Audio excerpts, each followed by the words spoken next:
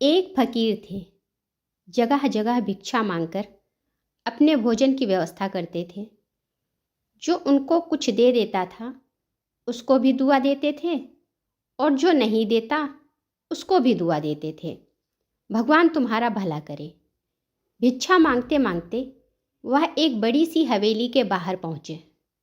वहाँ के लोगों ने फकीर को पहले ही बता दिया कि बाबा, आपको उस हवेली से कुछ नहीं मिलेगा, क्योंकि जो उस हवेली का मालिक है उसका व्यापार में बहुत बड़ा नुकसान हो गया है, और उसका बेटा भी बीमार है, और उस घर की मालकिन को अब भगवान पर विश्वास भी नहीं रहा। फिर भी फकीर उस हवेली के गेट के पास गया और धीमी आवाज में पुकारा, कुछ खाने को दे दो, रोटी दे दो खाने के लिए। बड़ी देर हो गई, लेकिन किसी ने दरवाज़ा नहीं खोला। फकीर भी लगातार पुकारता रहा। आखिर में घर से एक महिला बाहर निकलकर आई। बोली, आगे जाओ बाबा, अभी घर में कुछ नहीं है। बाबा ने कहा, कोई बात नहीं, दुआ ले लो। तुम्हारे घर में वैसे ही तुम्हारा बेटा बीमार है और तुम्हारे पति का कारोबार बंद है। महिला को आश्चर्य हुआ। उसने पूछा, बाबा, आपको कैसे पता?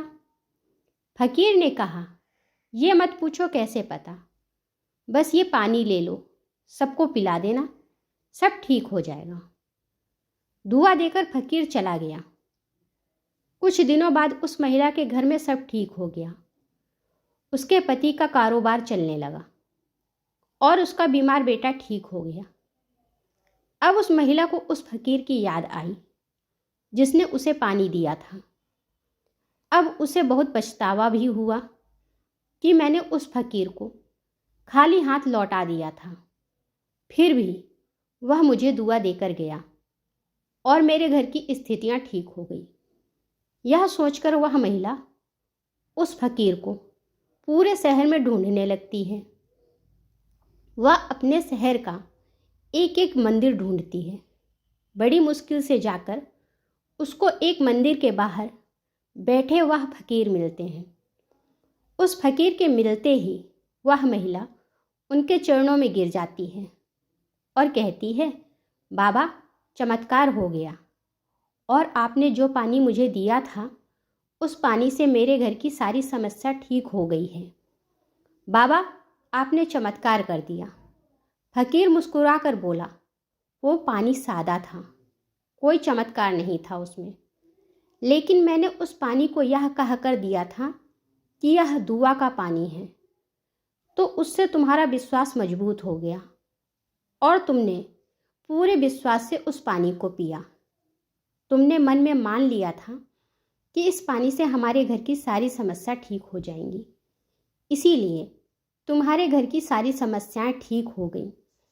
चमत्कार मेरा या पानी का नहीं है, बल्कि चमत्कार तुम्हारे विश्वास का है। इसी तरह हमें ईश्वर पर भी विश्वास करना चाहिए। ईश्वर हर बात के लिए हमारे पास चमत्कार करने के लिए खड़े नहीं होते, पर हाँ, जब चमत्कार की ज़रूरत रहती है तो ईश्वर ज़रूर चमत्कार करते हैं। अगर ईश्वर चमत्कार ना कर रहे होते तो शायद आज मैं इस कहानी को नहीं लिख रही होती। अगर आपको मेरी कहानी अच्छी लगी हो तो लाइक करें और मेरे चैनल को सब्सक्राइब करें, लेकिन इन सबसे पहले ईश्वर पर विश्वास जरूर करें। धन्यवाद।